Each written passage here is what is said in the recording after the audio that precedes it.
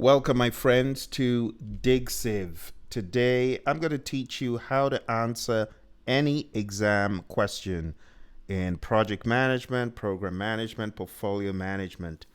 Digsive is a mnemonic that stands for the following. Whenever you get a question, step one is you must define the problem. Defining the problem needs an understanding of what exactly is at play. It could be you're running late. It could be there's a stakeholder conflict. It could be there's a team member conflict. It could be that there's an issue. It could be that there's a change.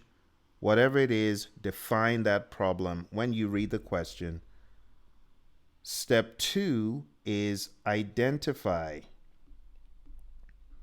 And you need to identify the root cause.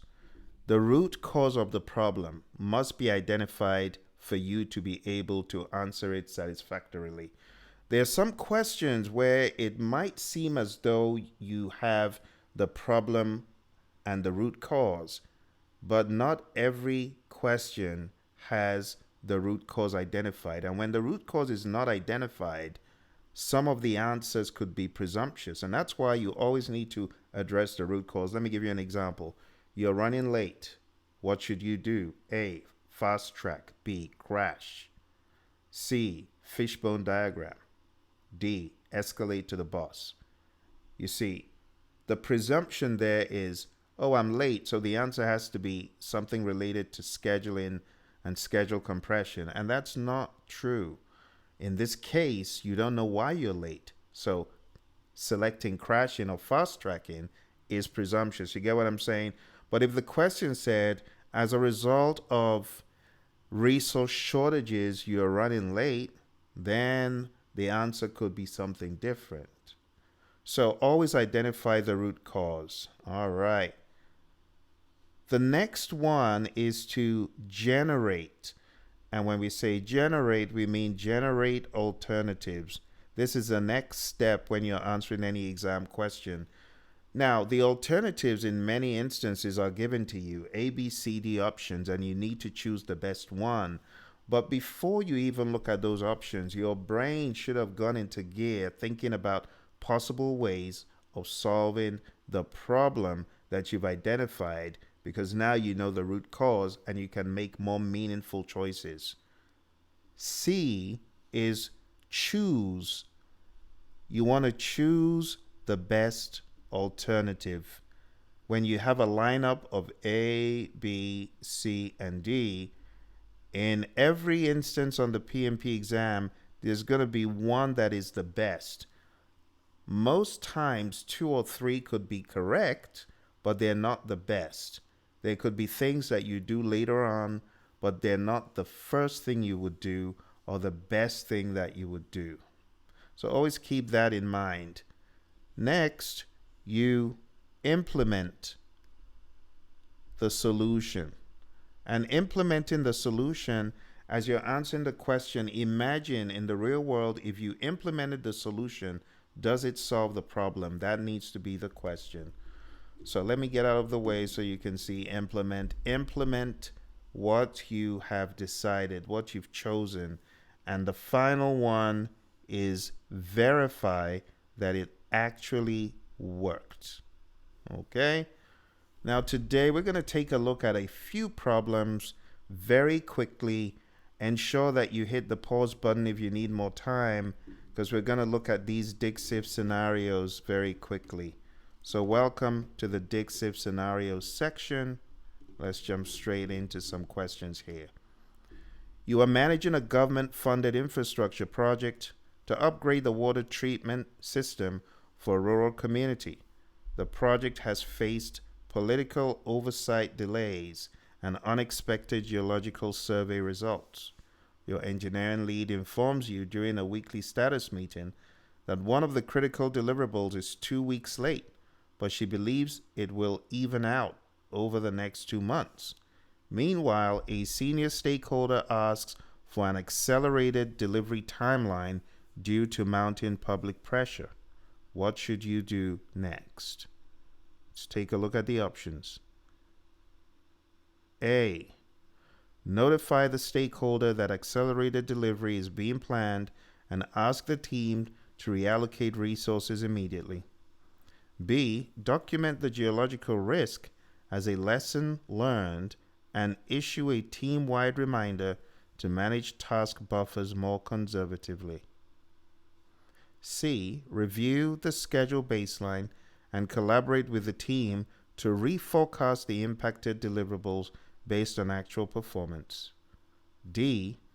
Escalate the issue to the Government Oversight Board and request a schedule exception under the force majeure clause. Now, I just say right off the bat, my friends, this is a very tricky and difficult question. Spend some time reading it again. When you're done, advance to the answer I'm about to read. All right.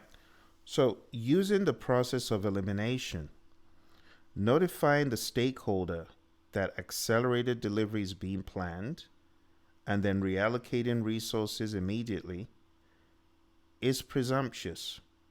Again, you need to really understand more about the problem at hand. You also need to review the parameters that are involved. This is a schedule delay, right? Reallocating resources, first of all, doesn't really make sense without you understanding more than what is being presented. Documenting the geological risk as a lessons learned and issuing a team-wide reminder to manage task buffers more conservatively is not bad, but it doesn't really solve the problem at hand. Political oversight delays, unexpected geological survey results. And now, senior stakeholder is asking for an accelerated delivery timeline. That must be addressed. It's not addressed in B. Let's go on to read the logic behind the answer. So the answer, my friends, following the DIGCIV, you've got to define the problem. Although political and geological factors are mentioned, the actual problem is that a critical deliverable is already 2 weeks late, and your team is operating on hope-based scheduling. Identifying the root cause isn't external delays or stakeholder pressure. It's the engineering lead's poor estimation and passive attitude towards delay recovery. The team is not actively replanning or recalibrating based on actual performance. So the best answer is C.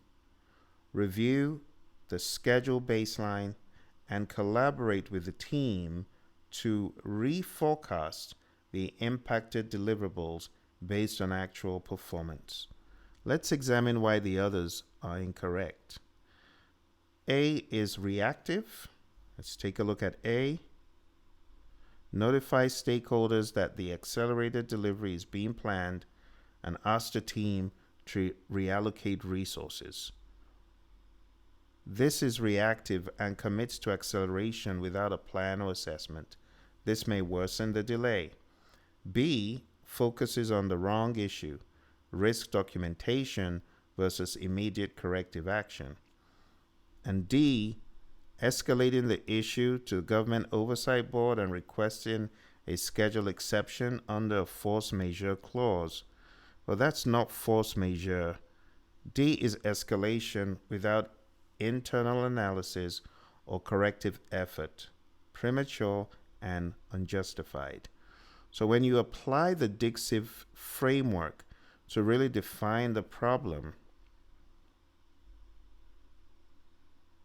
if you read it carefully,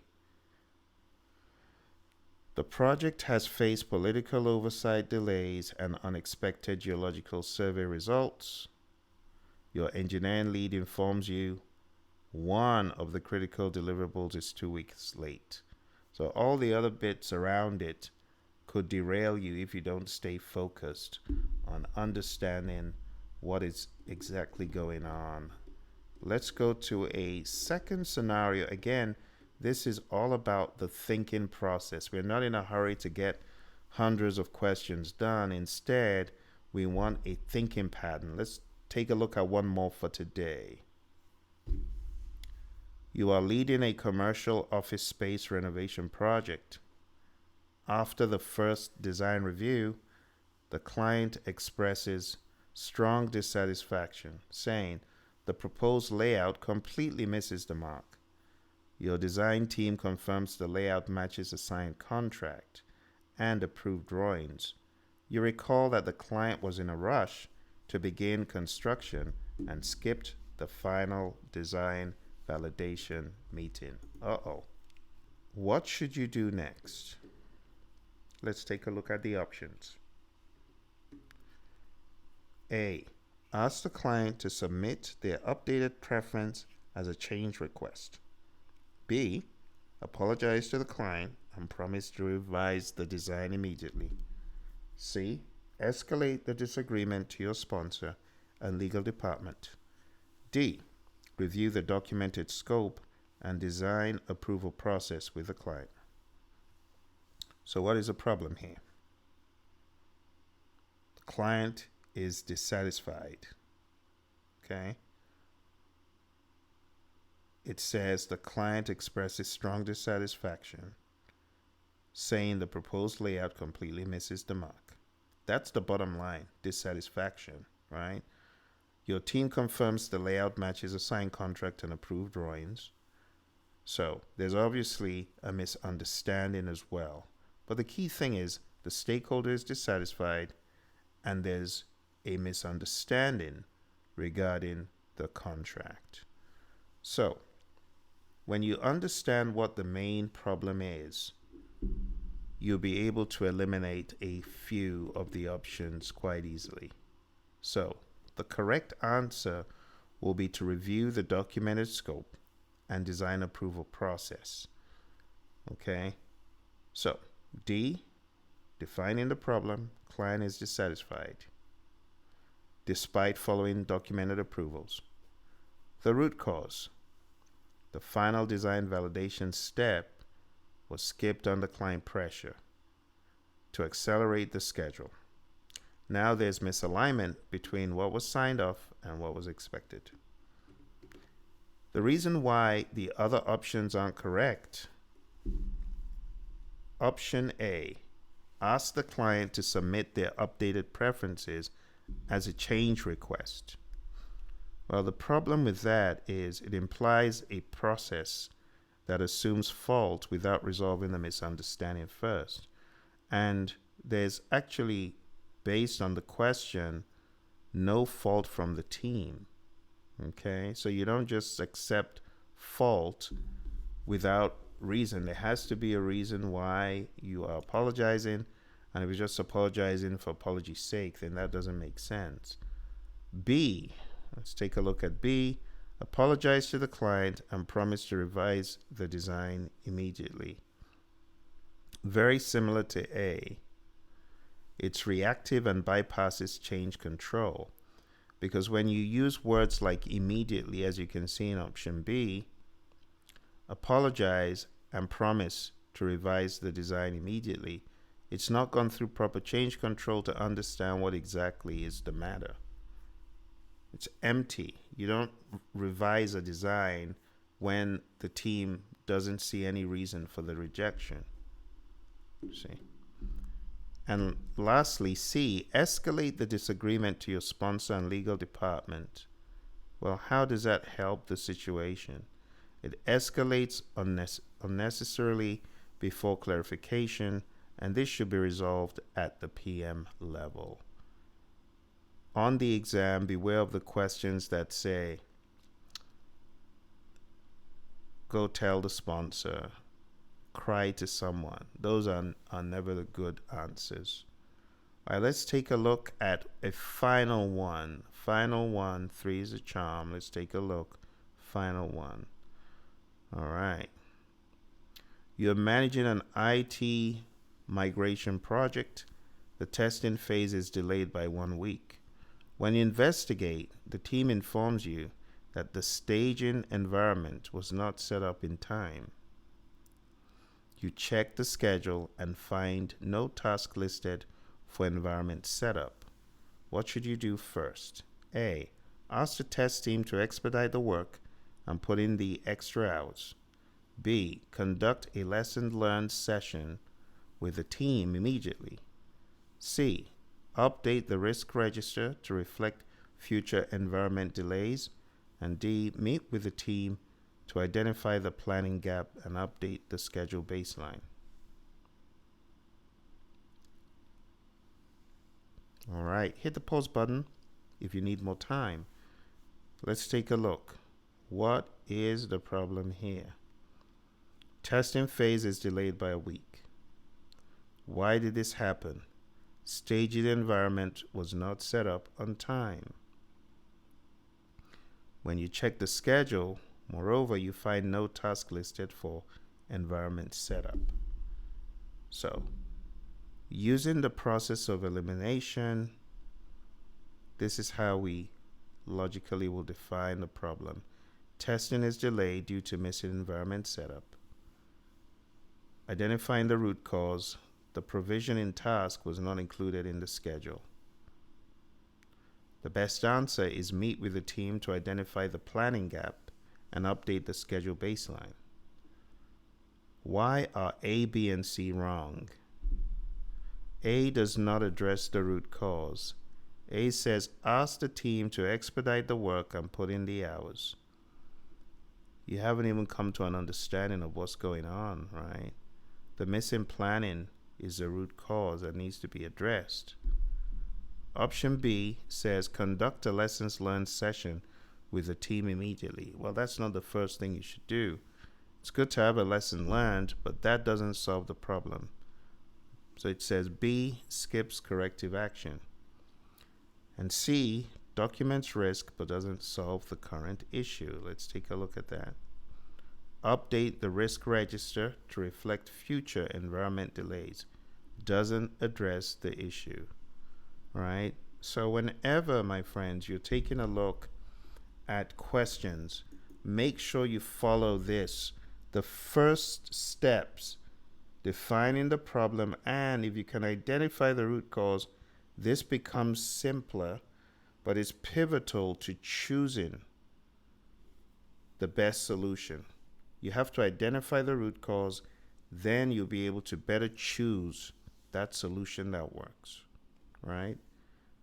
And having these double sanity checks of implementing it in your mind's eye and seeing, will it really work? Again, there are two mental steps of validation. If you follow these, you will find the questions a lot more manageable. I hope this gave you some guidance and helps you as you tackle questions on the PMP exam. Take care and bye for now.